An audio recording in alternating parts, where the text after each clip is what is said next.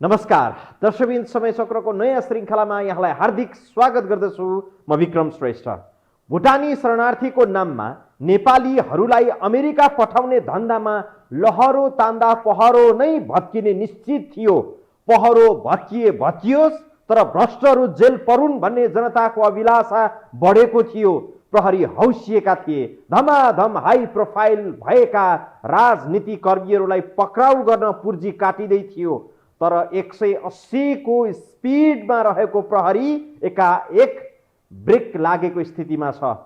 समय चक्रमा हामी आज एक विशेष रिपोर्ट प्रस्तुत गर्दैछौँ दर्शकबिन कि यो प्रकरणमा पक्राउ पर्ने भनिएका कुनै पनि भिआइपीहरू पक्राउ नपर्ने भएका छन् र सरकारका सचिव टेकनारायण पाण्डे समेत प्रहरी हिरासतबाटै सुनपानी छर्किएर चोखिँदै बाहिरिने भएका छन्। टोप बहादुर रायमाझी समातिने, बालकृष्ण खाँड, मन्जु खाँड, रामबहादुर थापा बादल जस्ता व्यक्तिहरू विरुद्ध पक्राउ पुर्जी जारी हुने कुरा भनेको यो त सब भन्ने कुरा न हुन् भन्ने गीत जस्तै हो।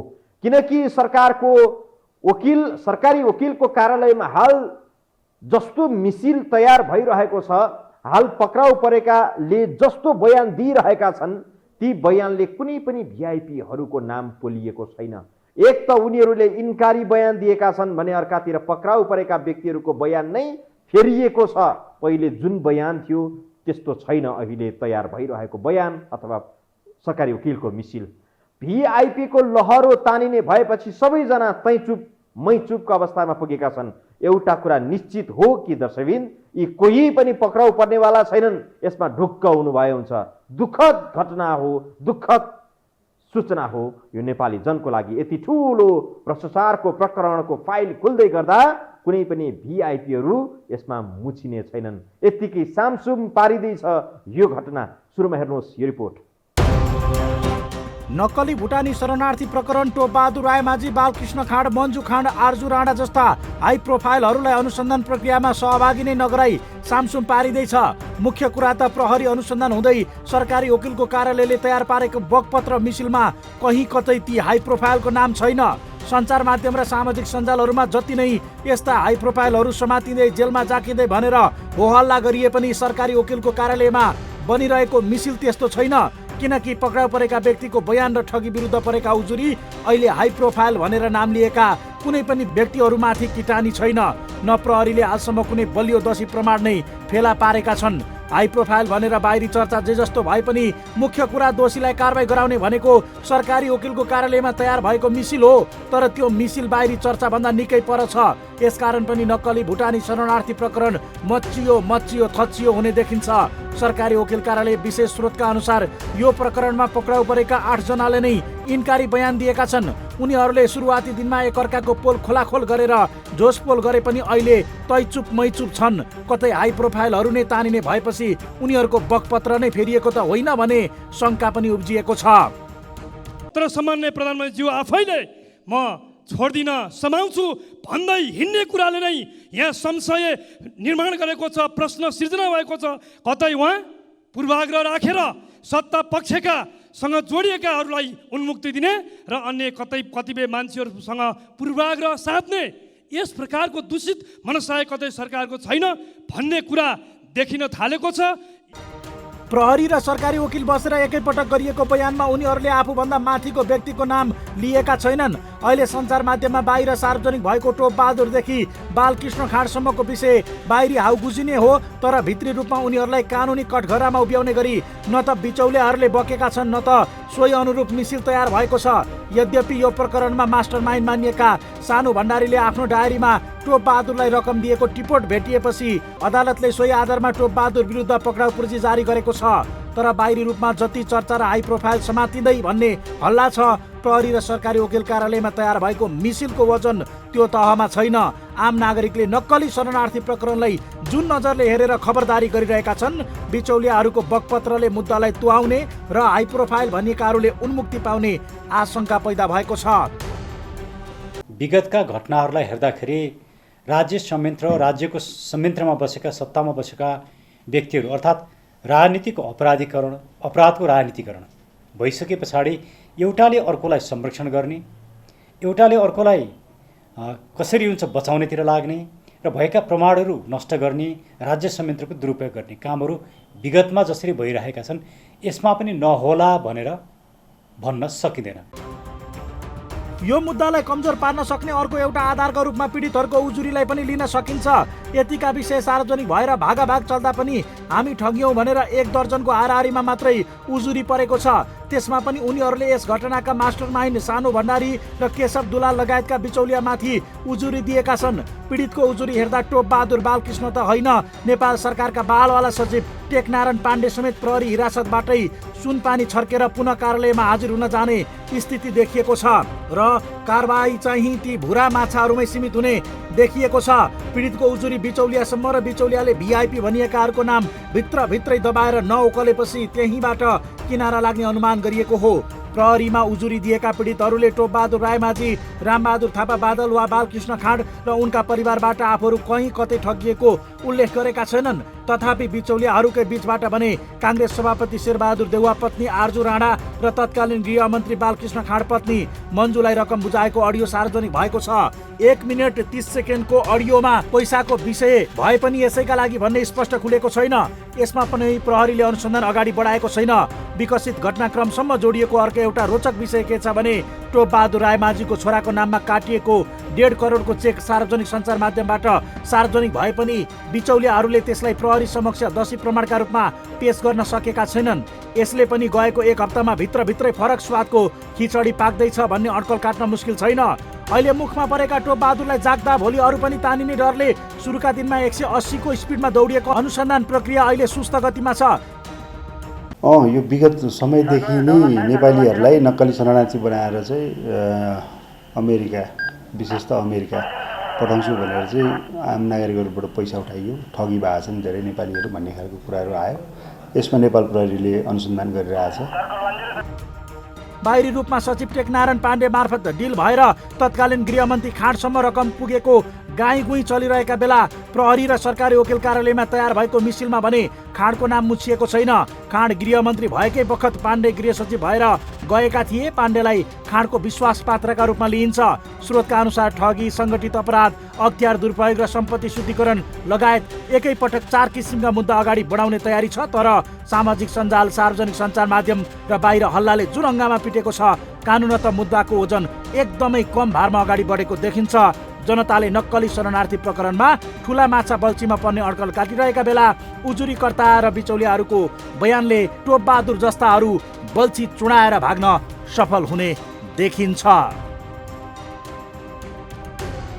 नक्कली भुटानी शरणार्थी बनाएर नेपालीलाई अमेरिका बेच्न तयार भएका मानव तस्करहरू, दलालहरूलाई यदि र तरको कुनै पनि कारण प्रभावमा दबावमा नपरी जेल कोस्नै पर्ने हो, यो कुनै पनि हालतमा क्षमा दिन नसकिने अपराध हो। त्यसमाथि 1 अर्ब 31 करोड बराबरको ठगी कसुरमा मुछिएका हरेकलाई काल कोठरीमा जाक्न पाए मात्रै देशद्रोही र ठगहरूको नयाँ अवतारहरू पनि सतहमा आउने थिए। तर भिआइपी ठगहरू नै सुनपानी छर्केर चोखिने भएपछि यी पीडितहरूले कहिले न्याय पाउँथे र?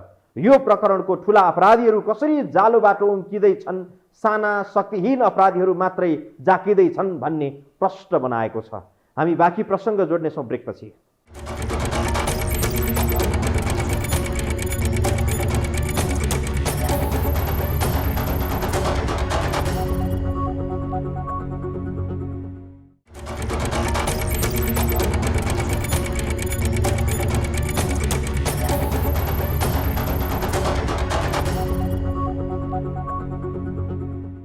नक्कली परिचय पत्र बनाएर नेपाली नागरिकलाई भुटानी शरणार्थी बनाएर बेच्ने धन्दामा सरकारी ओहदामा बसेका र राजनीतिक पहुँच प्रयोग गरेकाहरू जति दोषी छन्, आफू बेचिन तयार भएकाहरू पनि उत्तिकै दोषी छन्। राष्ट्र, राष्ट्रियता, स्वाधीनता, सार्वभौम सत्ता सम्पन्न नागरिकको आत्मगौरव चाहिँ हामीले गरिरहने, अनि त्यही आत्मगौरवलाई लोप्वा पाउँदै अमेरिका पुग्ने भएपछि बेचिनका लागि पनि तयार हुने, आफ्नै मोल तोक्नका लागि पनि तयार हुने। आखिर हामी कस्तो नेपाली?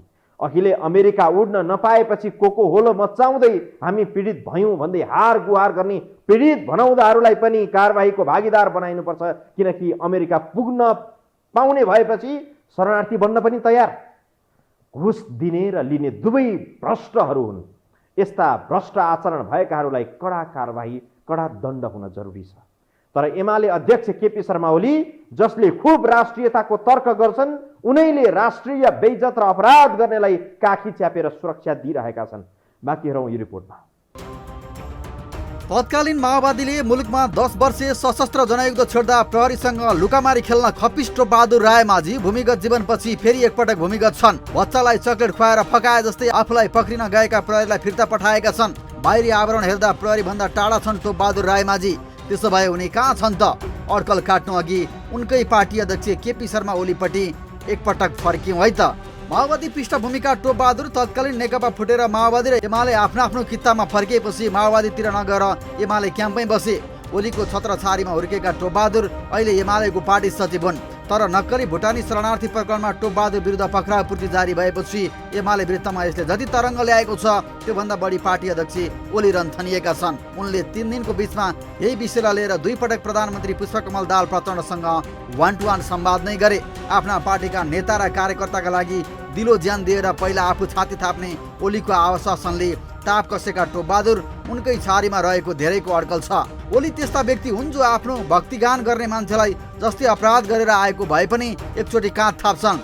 यसका केही उदाहरण हेरौँ है त। 2068 सालमा युवा संघका तत्कालीन उपाध्यक्ष परशुराम बस्नेतको निर्देशनमा मोरङमा नागरिक दैनिकका संवाददाता खिलनाथ ढकालमाथि भौतिक आक्रमण भयो। पत्रकार कुटेर भागेका परशुरामलाई ओलीले संरक्षण दिएर लुकाएका थिए। परशुराम झापा स्थित ओली निवासमै हप्तौं बसे तर प्रहरीले कड्के आँखाले उनलाई हेर्न समेत सकेन। आफ्ना पार्टीका हर्ताकर्ता जोगाउन ओली कुन हदसम्म लाग्छन् भन्ने अर्को ज्वलन्त उदाहरण हो नवराज सिलवाल प्रकरण।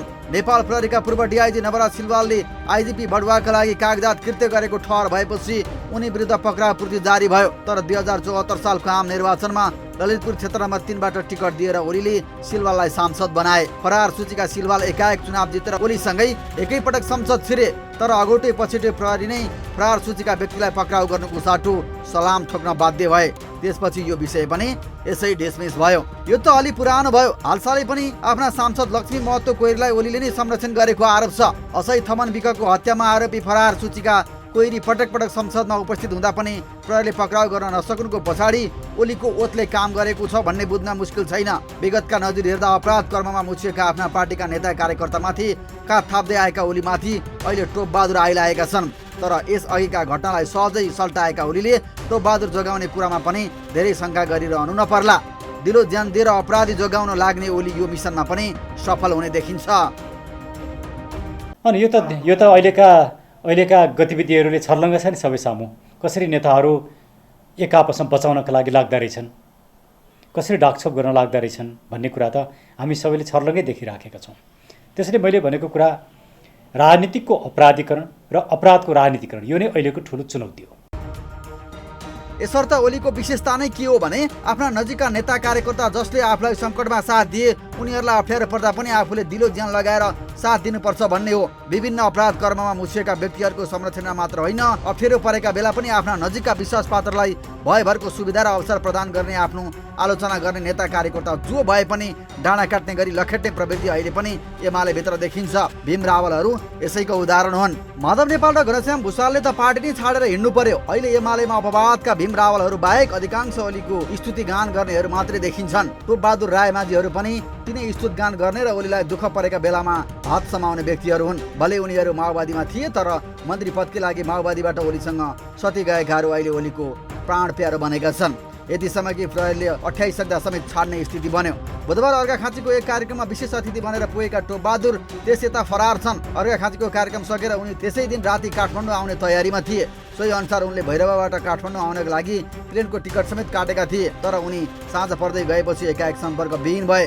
छोरा पक्राउको खबर पाएपछि गुमनाम भएका टोपबहादुर नेपालमै छन् वा भारत पुगे भन्ने यकिन भएको छैन। प्रहरीले टोपबहादुरको खोजीमा विशेष अपरेसन चलाएको छ। आफै आउँछु भनेका टोपबहादुरले बीचबाटैबाट टाप कसेपछि प्रहरी पनि जिल्लिएको छ। अहिले शरणार्थी प्रकरण भन्दा पनि टोपबहादुर कहाँ छन् भन्ने विषय जनताका लागि अन्यलपूर्ण बनेको छ। त्यसकारण केपी शर्मा ओली यस्ता व्यक्ति हुन् जसले अपराधीलाई जोगाउन पटक पटक आफू पनि अघि सरेका छन्। आफ्नो नजिकका व्यक्ति जोगाउन ओली पहिलेदेखि नै माहिर हुन् भन्ने तथ्य अघिको रिपोर्टमा हेरि नै हाल्नुभयो। अहिले नक्कली भुटानी शरणार्थीका रूपमा नेपाली नागरिक बेच्नेहरूको गिरोह बचाउन पनि सबैभन्दा पहिले ओली नै कम्मर कसेर लागि परेका छन्। हुन त महाकाली नै बेचेर खान सकेकाहरूले जाबो 1200 जना नेपालीलाई अमेरिका बेच्दैमा न जनसङ्ख्या कम हुने न नेपालको अस्तित्व नै मेटिने, बरु बेचिएकाहरूको भविष्य पनि सप्रने, तिनका लागि नेपालमा केही दुःख पनि गरिरहन नपर्ने। यति भएपछि त्यस्ता कार्यमा जोडिएका आरोपीहरूलाई संरक्षण गर्दा पनि ओलीजीलाई लाज के को लाग्थ्यो र? हामी बाँकी प्रसङ्ग जोड्नेछौँ ब्रेकपछि।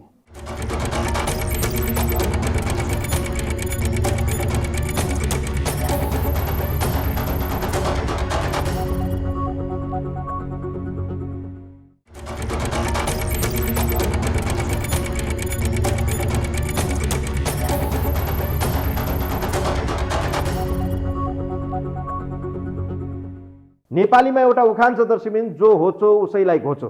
नेपाली ठुला ठुला अपराधका घटनाहरूमा यही उखान सिद्ध भइरहेको छ। त्यसैले शङ्का जरुर छ, त्यसैले खबरदारी जरुरी छ। घटनाक्रम विकास हुँदै जाँदा के देखियो भने ठुला अपराधीहरू, ठुला भिआइपीहरू जो आरोपित भइरहेका छन् उनीहरू कोही पनि समातिनेवाला छैनन्, उनीहरू कोही पनि कानुनको कठघरामा उभिनुपर्ने स्थिति छैन। अहिलेको परिप्रेक्ष्यमा योभन्दा बढ्ता संशय व्यक्त गर्न जरुरी छैन। वास्तवमा प्रहरीले यी आरोपीहरूलाई हदैसम्मको कारबाहीको बाटोमा नलगी सामान्य मार्गबाट, सामान्य बाटोबाट अदालत प्रवेश गराइएको तथ्य कसरी पुष्टि हुन्छ भने कानुनमा कुन हदसम्मको कारबाहीको व्यवस्था छ र कुन हदसम्मको उनीहरूलाई कारबाहीका लागि प्रक्रिया अघि बढाइँदैछ, यो तथ्यबाट पनि सुस्पष्ट हुन्छ। बाँकी रहौँ यो रिपोर्टमा। नेपाली नागरिकलाई नक्कली भुटानी शरणार्थी बनाएर अमेरिका लैजाने गोरख धन्दाको भेद खुलेपछि अहिले जोगिने र जोगाउने चलखेल सुरु भएको छ। एक साताको बीचमा विकसित घटनाक्रम हेर्दा धन्दामा नयाँ नयाँ तथ्यहरू उजागर भएको देखिन्छ। पछिल्लो समय पूर्व गृहमन्त्री बालकृष्ण खाँड, उनकी पत्नी मन्जु र काङ्ग्रेस सभापति शेरबहादुर देउवा पत्नी आर्जु राणा पनि रकम लेनदेनमा तानिएका छन्। पक्राउ परेका गिरोहका सदस्य बीचको संवादमा आर्जु र मन्जुलाई पैसा दिएको भनी दाबी गरिएको अडियो सार्वजनिक भएपछि उनीहरूको संलग्नताको विषय चर्चामा आएको हो। सामाजिक सञ्जाल र सञ्चार माध्यममा आएका अडियोका सम्बन्धमा सत्य तथ्य अनुसन्धान गरिरहेको प्रहरीले जनाएको छ। यद्यपि आर्जु र मन्जुलाई अनुसन्धानको दायरामा ल्याएर बयान लिने काम भने प्रहरीले गरेको छैन। 1 मिनेट 3 सेकेन्डको उक्त अडियोमा गिरोहका सदस्य बीच भएको कुराकानीमा आर्जुलाई 2.5 करोड र 6 करोड बालकृष्ण खाँडलाई बुझाएको भन्ने सुनिन्छ। बालकृष्णको हकमा भने उनकी श्रीमती मन्जुलाई हनुमान थानमा रहेको घरमा बुझाएको भनिएको छ। सबै मिडियासँग कुरा गरिसकेको छ। म सब मिडिया फ्ल्यास गर्छु, त्यही हनुमान ढोका गरी या चाहिँ त्यो कसको सेवा गर्नु त म सब कुरा हिँड्छु कि मलाई केही डर छैन कि। आलु जोरे 2.5 करोड बुझाओ, 6 करोड रुपियाँ त्यो बालकृष्ण खाँडलाई बुझाओ हैन। मन्जु जे बुझ्नु आयो घरमा गएर चाहिँ त्यो हनुमान थानको भित्रले घर छ त्यो घर बुझाओ। एमाले सचिव टोपबहादुर रायमाझी फरार भएको बेला सत्तापक्षीय काङ्ग्रेसका उच्च ओहदाका नेतादेखि श्रीमतीसम्म यो घानमा मुछिने देखिएका छन्। शरणार्थी प्रकरणको जरो केलाउन नपाउँदै बिचैमा उखेलिने चिन्ताले दबाव र प्रभावमा नपरी विषयलाई टुङ्ग्याउन माग गरिएको छ। काङ्ग्रेसको मूल खाँबो देउवा र उनकै विश्वासपात्र खाँडकी श्रीमती पनि यो घानमा मुछिएपछि सत्ता र शक्तिको दबावमा मुद्दा कमजोर हुन सक्ने आकलन गरिएको छ। अहिले भएको भ्रष्टाचारको यो काण्डमा, शरणार्थीको काण्डमा यो ताप्केको बिँड तात्यो, ताप्दै गरेको ताप्के चाहिँ सेलाएको छ। यो ताप्के नसेलाओस्, सिङ्गो देश र अन्तर्राष्ट्रिय समुदायले हेरेको छ। दोषी कोही पनि नउम्कियोस्, मिलिजुली एकअर्कालाई जोगाउने काम नहोस्। यद्यपि घटनामा आफ्नो नाम मुछिएपछि बालकृष्णदेखि आर्जुसम्मले चरित्र हत्या गर्ने कुत्सित मनसायले आफूहरूमाथि प्रहार गरिएको भनेका छन्। तर गिरोहका सदस्य बीचको अडियो संवाद बाहिरिएकाले आर्जु र मन्जुले यसै धर पाउने देखिँदैन। यता गृहमा टेकनारायणलाई काखी च्यापेका बालकृष्णको नेक्सस पनि नजिक देखिन्छ।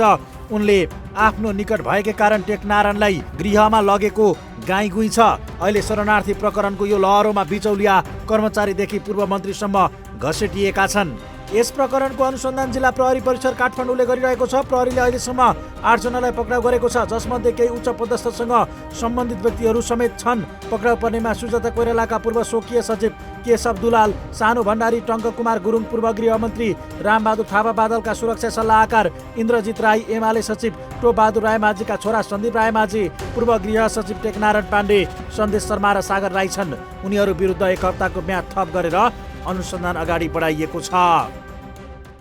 भुटानी शरणार्थी बनाएर अमेरिका लैजाने भन्दै 875 नेपाली नागरिकसँग 10 देखि 50 लाख रुपियाँसम्म उठाउने गिरोहको मुद्दालाई कमजोर बनाउने प्रपञ्च सुरुदेखि नै चलिरहेको थियो।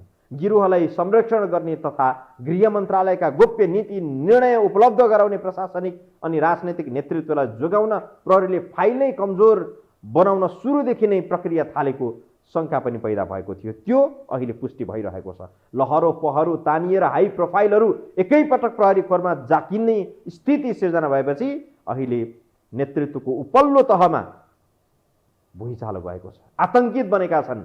आफै पनि सोहोरिने स्थिति भएपछि उनीहरू जसरी हुन्छ मुद्दा कमजोर बनाउने र अहिले पक्राउ परेकाहरूलाई मात्रै जेलमा कोचेर अरू फेरि त्यही पुरानै शब्द सुनपानी छर्किएर चोखिने स्थितिमा पुगेका छन्।